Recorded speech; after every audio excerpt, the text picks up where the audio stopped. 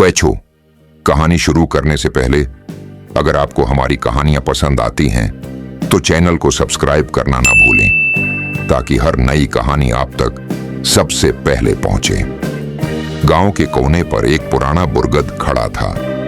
उसकी सबसे ऊंची शाख पर एक नन्ही चिड़िया ने बड़ी मोहब्बत और मेहनत से घोंसला बनाया हुआ था। वो अपने साथी और नन्हे बच्चों के साथ खुशियों भरी जिंदगी गुजार रही थी। सुबह होते ही उसकी चहचहाहट से फजा गूंज उठती। वो दाना चुग कर लाती और प्यार से अपने बच्चों की चोंच में डालती। शाम ढले सब घोंसले में समट जाते तो लगता जैसे सारा दरख्त मुस्कुरा रहा हो। लेकिन खुशी के वो दिन ज्यादा देर न चल सके। एक रात होलनाक तूफान ने सब कुछ बदल डाला।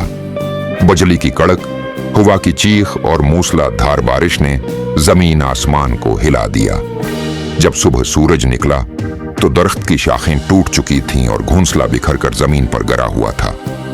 इस चिड़िया के नन्हे बच्चे और उसका साथी सब हमेशा के लिए जुदा हो गए थे। अब वो बेचारी रोज इसी दरख्त पर वापस आती, कभी टूटे तन के चोंच में समेटती, कभी खोई खोई नजरों से आसमान को देखती जैसे अपने प्यारों को तलाश कर रही हो। गांव वाले आते जाते उसे देखते, कोई दाना डाल देता, मगर उसकी तन्हाई का बोझ कोई कम न कर सका। उसी दरख्त की जड़ों के नीचे एक नन्हा सा चूहा रहता था।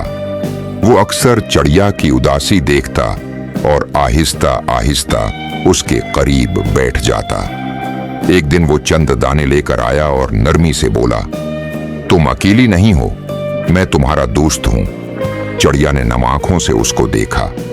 कई दिनों बाद पहली बार उसके दिल को लगा कि शायद दुनिया में अब भी मोहब्बत और हमदर्दी बाकी है। एक दिन गांव का एक बच्चा अपनी माँ से पूछने लगा, अम्मी, ये चिड़िया और चूहा रोज उसी जगह क्यों बैठे रहते हैं? माँ ने मुस्कुराकर जवाब दिया, बेटा, दुख और जुदाई सबको तोड़ देती है, लेकिन अगर एक दोस्त साथ खड़ा हो तो दिल को सहारा मिल जाता है। उसके बाद वो बच्चा भी रोज थोड़ा सा दाना वहां रख जाता।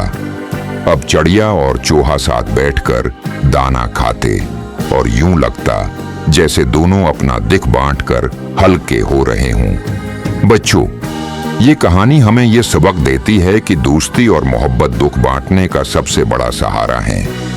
अगर आपको ये कहानी अच्छी लगी हो तो उसे लाइक करें, दोस्तों के साथ शेयर करें और हमारे चैनल को सब्सक्राइब करना न भूलें ताकि आपको हर नई कहानी फौरन मिले।